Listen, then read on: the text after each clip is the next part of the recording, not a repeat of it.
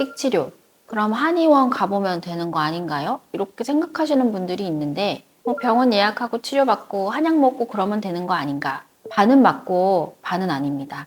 아이가 하루 중에 가장 많은 자극에 노출되는 곳은 정해져 있습니다. 가장 비중 있는 장소 중 하나가 집인데요. 집의 환경이 틱을 악화시키는 방향으로 계속해서 자극 요인으로 작용한다면 치료 효과가 절반 이하로 떨어질 수밖에 없어요. 반대로 집 환경이 치료에 맞게 정비되어 있다면 한의원에서 받는 치료의 효과가 훨씬 빠르게 나타납니다. 오늘 이 영상 시청 이후 바로 바꿀 수 있는 3가지 환경을 알려드릴게요. 생각보다 훨씬 간단한 것들이에요. 그리고 각 환경이 왜 틱에 영향을 주는지 이유도 함께 말씀드릴게요.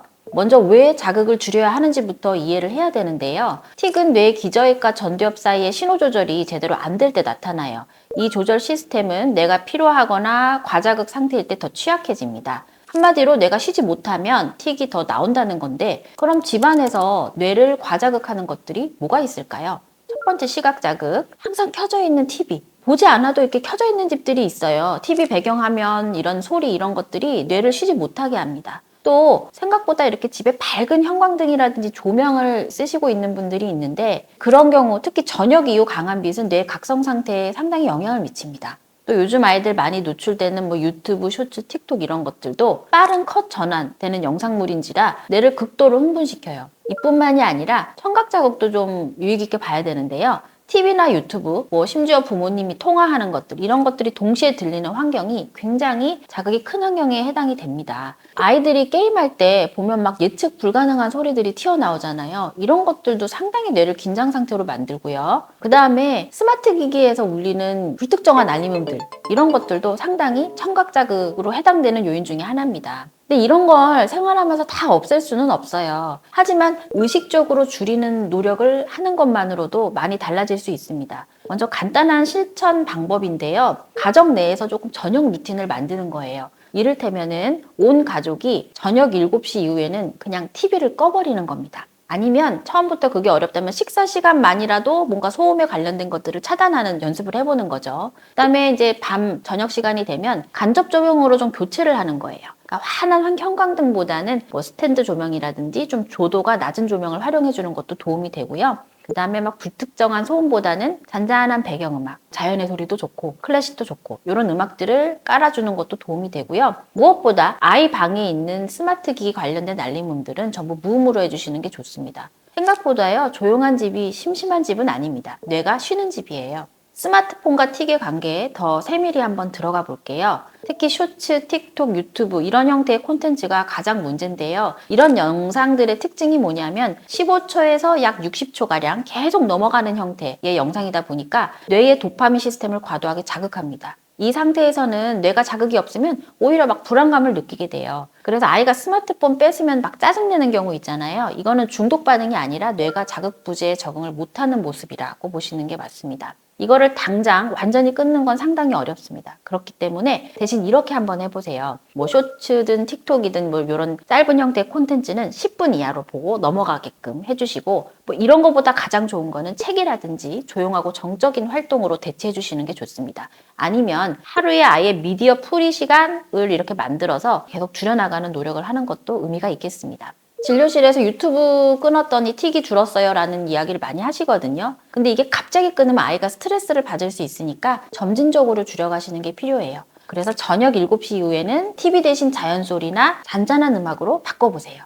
잠드는 시간을 고정하세요. 진료실에서 틱이 심한 아이들을 보면 거의 대부분 수면이 좀 불규칙합니다. 늦게 자고 주말엔 더 늦게 자고 그러면 이제 아침에 일어나기 힘들어하고. 왜 이렇게 수면이 중요할까요? 조금 자세히 설명드릴게요.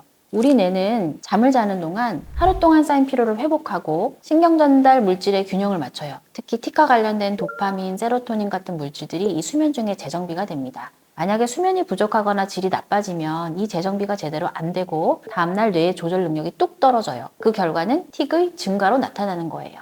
틱 증상뿐 아니라 잘 자는 것은 성장 호르몬과도 관련이 있죠. 뇌의 신경 회복에 관여하는 성장 호르몬은 밤 10시에서 새벽 2시 사이 깊은 수면 중에 집중적으로 분비돼요. 이 시간에 자지 않으면 뇌가 회복할 수 있는 기회를 놓치는 거예요. 지금 당장 시작할 수 있는 수면 루틴 첫 번째, 취침 시간 고정입니다. 평일, 주말 상관없이 자는 시간은 늘 일정해야 돼요. 30분 이내에 오차 정도는 가능하겠지만 너무 늦어지는 것은 안 됩니다. 또 자기 1시간 전에 스마트폰, 태블릿을 완전 종료해야 됩니다. 특히 블루라이트가 멜라토닌 분비를 억제하기 때문에 반드시 자기 1시간 전에는 중단을 하는 게 좋고요. 그 다음에 이제 우리가 잘 때 일정 루틴을 만드는 것도 필요해요. 이를테면 양치하고 뭐 짧게 대화하거나 뭐 책을 읽거나 취침 루틴을 만드는 데 굉장히 중요하고요. 그 다음에 아이들 방온도를 한 18도에서 20도 정도 유지해 주는 게 좋은데 너무 더우면 깊은 수면이 방해됩니다. 그 다음에 한 가지 좀 유의할 게 취침 2시간 전에 운동은 좀 자제하는 것이 좋습니다. 격렬한 운동은 피하는 것이 필요하겠습니다. 참고로 요거는 주간 수면 목표에서 연령별로 적합한 그 수면 시간을 제가 한번 확인해 본 건데요. 5세에서 7세는 10시간에서 13시간,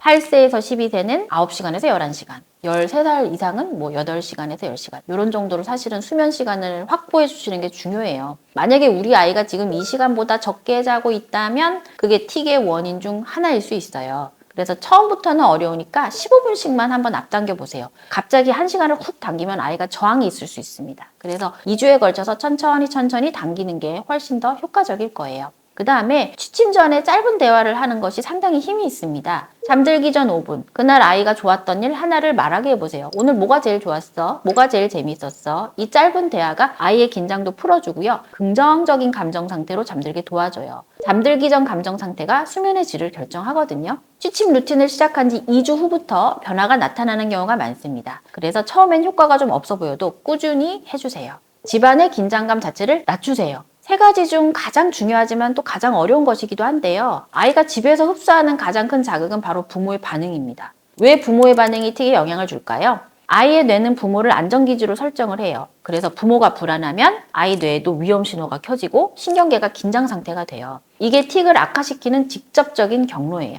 부모님이 틱을 볼 때마다 긴장하고 한숨 쉬고 걱정스러운 표정을 지으면 아이는 나 때문에 엄마가 힘들구나, 내가 빨리 나아야 되는데 라는 생각을 해요. 그 압박이 불안이 되고 불안이 틱을 더 심하게 만들어요. 구체적으로 어떻게 바꿀 수 있을까요? 틱이 나올 때 시선을 자연스럽게 이렇게 다른 곳으로 돌려주세요. 오늘 몇 번 했지? 속으로 세지 않는 것도 중요한데요. 사실 부모님이 옆에서 세면 셀수록 보입니다. 그래서 관찰자 모드를 좀 꺼주시는 게 좋고요. 부부 사이에서 틱 얘기를 아이 앞에서는 안 하는 게 좋아요. 아이가 잠든 뒤에 틱에 관한 얘기는 하시는 게 좋겠습니다. 또 틱이 심한 날일수록 평소보다도 더 여유 있는 모습을 보여주도록 노력하셔야 돼요. 아이 앞에서 부모가 먼저 천천히 깊게 숨쉬기를 시범 보이거나 편안한 분위기가 되도록 애쓰시는 것도 중요합니다. 부모님도 불안해요. 그 불안이 나쁜 게 아닙니다. 당연한 거예요. 문제는 그 불안을 아이 앞에서 드러내는 거예요. 불안이 올라올 때 이렇게 한번 해보세요. 아이 앞에서가 아니라 다른 공간에서 배우자 또는 가족 구성원들에게 털어놓는 거죠. 또는 증상과 관련한 그런 불안감들은 일기나 메모로 적어두는 것이 좋습니다. 불안의 상당 부분은 모르는 데서 오거든요. 저희 채널 같은 이런 전문 채널을 시청하면서 내용들을 파악하는 것도 도움이 되실 겁니다. 집이 안전하고 편안한 공간이 되는 것 자체가 가장 강력한 치료 환경입니다. 주간 루틴 예시인데요. 이렇게 한번 만들어 보세요. 월요일에서 금요일 평일 동안 오후 7시 TV 끄기, 간접 조명 켜기, 오후 8시 스마트 키기, 일제 종료하기. 오후 8시 30분부터는 취침 루틴을 해보기. 뭐 양치한다던가 대화한다던가 잘 준비를 하는 거죠. 그리고 초등학교 저학년의 경우에는 오후 한 9시. 고학년의 경우는 적어도 9시 반 정도에는 소등하고 잘 준비를 하는 겁니다. 특히 이 스마트 기기의 경우는 누구는 하고 누구는 하지 않는 것이 아니라 일시에 사용을 종료하는 약속을 정해 두는 것이 좋습니다. 아이 잠들고 다시 하면 되니까요. 근데 이 주말은 느슨해지기가 쉬워요. 근데 주말이라고 예외는 없습니다. 평일보다 30분 늦게 자도 괜찮지만 그 이상은 리듬이 깨져요. 낮잠을 꼭 자야 한다고 해도 30분 이내로 제한하는 게 좋습니다. 활동은 낮 시간에, 저녁에는 자연스럽게 쉴 수 있도록 일정을 조절해 주시고 루틴을 처음 만들 때 아이와 함께 정해보시는 게 좋겠어요. 우리 같이 만들자는 접근이 저항을 훨씬 줄여주니까요. 오늘 말씀드린 3가지 다시 정리할게요. 첫 번째, TV 조명, 스마트 쇼츠 등 감각 자극 줄이기. 두 번째, 취침 시간, 기기 종료, 취침 전 대화 등 수면 루틴을 고정하기. 세 번째, 집안의 긴장감 낮추기, 불안 등을 관리하면서 부모님의 반응을 바꾸기입니다. 3가지 다 동시에 바꾸려고 하지 마세요. 오늘 하나만 골라서 시작해보세요. 어떤 걸 시도해볼지 댓글로 알려주시면 같이 응원하겠습니다. 다음 영상에서는 틱이 나아지기 시작할 때 나타나는 변화들을 알려드릴게요. 기대해주세요.